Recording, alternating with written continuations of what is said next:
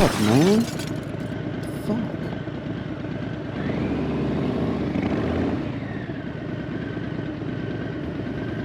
Think they own the road.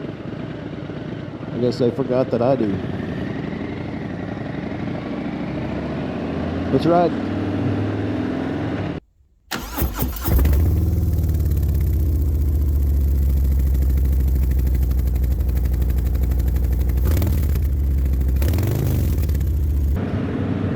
Welcome back to the channel.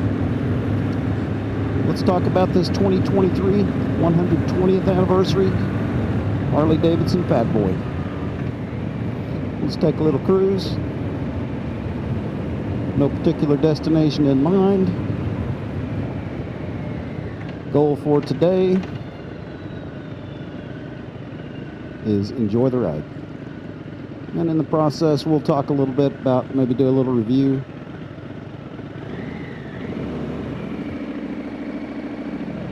I've got the Vance & Hines big radius chrome exhaust installed. So, love the way it sounds, love the way it looks.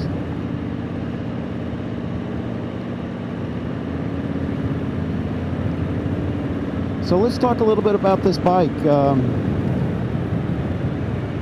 You know, I'd never ridden one until the demo truck almost a couple of months ago. And I could not believe how much it just felt like the right bike for me. Now don't get me wrong, you know, I love my Scout, I love my Heritage, and they were both excellent bikes, but there was something special about this one when I rode it. It wasn't this exact bike, it was a different color. It was one they had on the demo truck. So I knew when I first got on the bike, I'm about 5 feet 7 inches, so just kind of keep that in mind for perspective. I got kind of short legs, so I think this particular Softail has the lowest seat height. I'm not sure about that, so I may be wrong. If so, you can correct me in the comments. So it's really good for me. I don't like being on my tippy toes, so I'm not on my tippy toes with this bike. You know, at first I was a little intimidated by this bike, but once I got on it and felt how comfortable it was, I was really just blown away. Perfect riding position for me. Just cruising, man, the rider position is just, God, it's just right on, man. It's amazing. It feels as if somebody had custom made the bike for me. So the bike has, of course, it's got the 114 engine. I have modified it with the full exhaust, Vance & Hines big radius chrome, and I've also got the new Harley Davidson Bluetooth tuner, Screaming Eagle. So it's been tuned, and it's already got a big heavy breather exhaust on it. So I guess I'm rocking a stage 1. I don't know. You know, stage 2 may be in the cards a little bit down the road. So like I said, it's got the 114. This bike has a lot of chrome, and I'm not a huge lover of chrome, but for some reason it all just looks right on this particular bike. And so first time I saw one, fell in love, and then the first time I rode it, I was hooked. And so now there's one in my garage. It's a little difficult to explain until you've experienced it, but for some reason this bike, it just feels planted to the road. Probably has something to do with its low center of gravity and, of course, the big fat tire, or tires. I love the big fat tires. And I think it's a 240 on the rear. Not sure. You guys can double check me on that. It does ride differently than my Heritage. Same frame and everything, but I was kind of amazed at how differently the two bikes really ride, how different they are from each other. I had heard that it's a little hard to turn these bikes from some people, and I can see that a little bit. I don't think it's harder. I just think it's different. My biggest adjustment was, as far as the turning, just felt awkward a little bit in the beginning, was right-hand turns from a stop. So it feels a little odd, but I think you definitely got to lean the bike a little bit more. And so it's just a matter of technique and learning what the bike likes, what you're comfortable with. And so turning is not an issue. I've always been a fan of big fat tires. And so this one does not disappoint. This bike also has, since it's the anniversary edition, it also has some special badging, special paint. As you can see in my other videos, I've got one introducing my bike, and then I've got one about putting the exhaust on. And so you can see all the special badging on the bike. And the paint job is just phenomenal.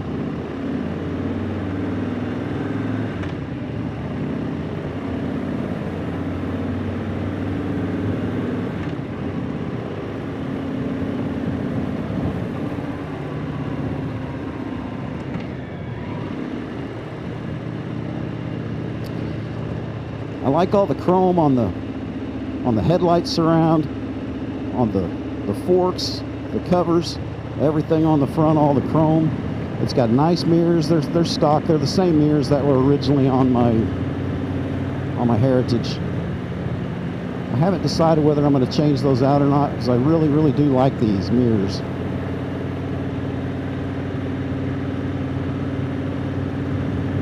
But yeah, I'm digging all of the chrome.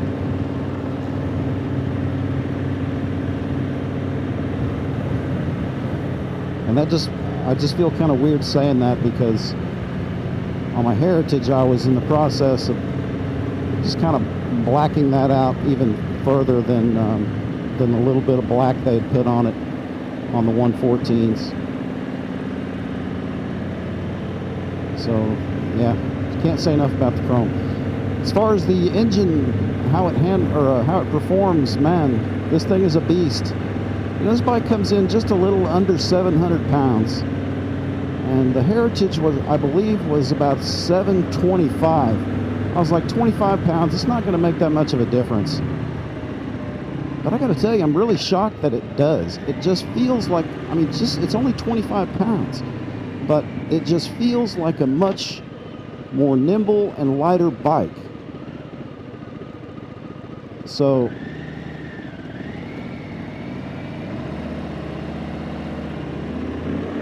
the weight stuff, you know. Oh, and another thing is, you know, I'm not a big guy. So just handling these bikes from a stop, like, for example, backing into a parking space or just moving the bike around when it's not turned on, those things can be a little bit of a challenge for me in that Heritage. I can only imagine what a road glide would be like. But this one, I don't have any problem backing it up. It's more like my Scout, which was, you know, in the mid 500s poundage range. And, you know, I could move that one around pretty easily. But the Heritage I always had a little bit of trouble with. And I guess now I put it down to the weight difference. 25 pounds may not sound like a lot, but maybe I was just on the edge of what's comfortable for me. So I find the bike a lot easier to move around. Let's talk about suspension and comfort. It could be argued that the Heritage has probably the smoothest ride of any of the Softails. I would have to agree with that. There's maybe some people that would disagree, and they're welcome to their opinion. That's fine. I've got mine. This bike is a close second to me. I've ridden the lowriders. I've ridden the Fat Bob. And of course, a couple of different heritage models. And I would, you know, it seems kind of strange, but at least to me, this one is a close second to the heritage. The seat feels pretty comfortable, but it's a little too early to see how it'll do on long hauls. Looks cool though. Perfectly comfortable enough for my taste. There's no windscreen on this bike. I'm sure you can add one. I think the ones you can add are fairly hideous looking. But if you've got to have wind protection, you can add it. I am not going to add wind protection at this time. I live in Oklahoma. The wind truly does come sweeping down the plain.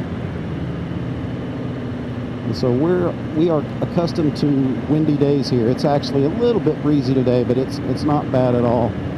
It would be considered breezy in some other states, but here it's just, well, it's almost calm in places. But you can hear it pretty good, probably through my helmet. So there's no wind protection on this bike. So I'm not sure if this would be a suitable bike for people who like to take long distance road trips, you know, tons of highway mileage. However, yesterday I took a fairly decent ride, about 45 minutes up and down the highway, down to Moore. And you know, it didn't bother me, but if you're doing like hours on end, it might become a little tiresome. I guess that's once again up to your personal preference, and there's probably other bikes that are more suited for a touring role. Obviously, there's the touring models. In the Softail lineup, this size of bike, obviously the Heritage would probably be your best bet for that.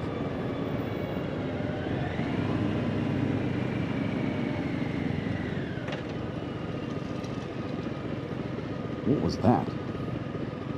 I'm still not sure what that was.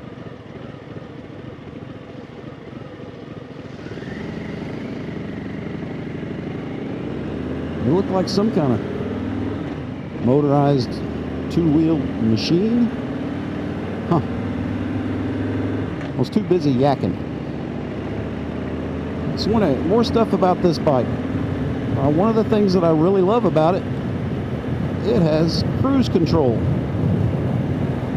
I believe that's now standard on the Fat Boys, new for 2023, which is a fantastic addition in my view. I love the cruise control. This bike has the really nice Harley Davidson boards.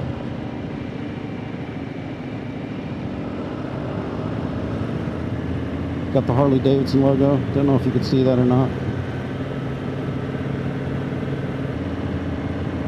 But I think the one thing that sold me the most about this bike was probably 50% looks and the other 50% just comfort and fit for me personally.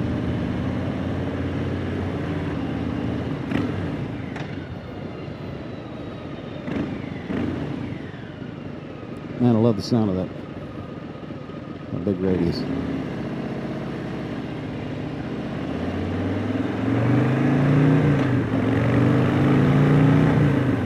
Woo, dog on the road.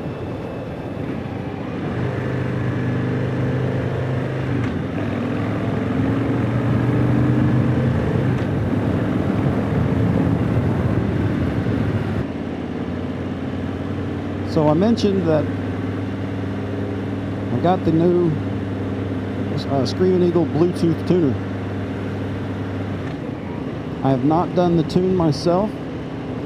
I had the dealership do it when they put the exhaust on the bike.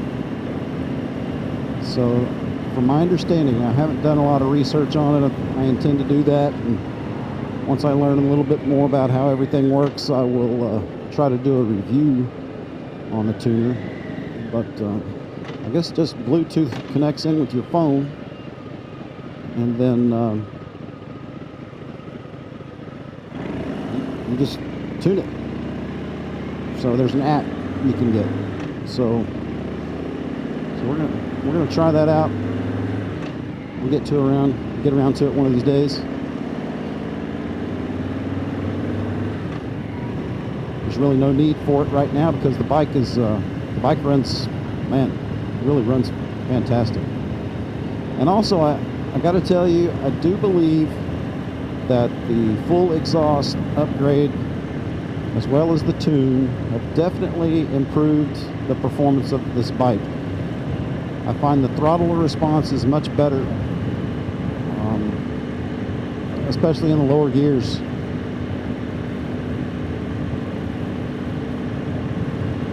So for my 2 cents, I think it was a good investment. You get looks, sound, and a little bit of power with this exhaust and the tuner. So like I said, one of these days when I consider I may go to a stage 2, I would like to see what a little cam would do in this bike. I don't need tons of power. It's got more power than I need, but it's kind of like the cool factor. I'm getting ready to turn on to 66 here. Might get some wind noise, so let's just go for a quick ride. What can I say? It's an iconic bike. Of course I'm going to love it. You know, there's not one thing I can think of that I don't like about this bike. I've only put about 500 miles on it, but I know there's going to be many more miles to come. I've got a few things on my list to do with this bike, and I look forward to doing some more videos. And I'd also like to do another video once I've got about 1,500 or 2,000 miles on it, once it's been past its maintenance cycle. Let's back down a little bit so I can speak at a relatively decent volume without screaming, but this bike is a friggin' like a freight train, like a steamroller, or like a bulldog. All those things that I envision make me think about this bike. I've got a little bulldog puppy.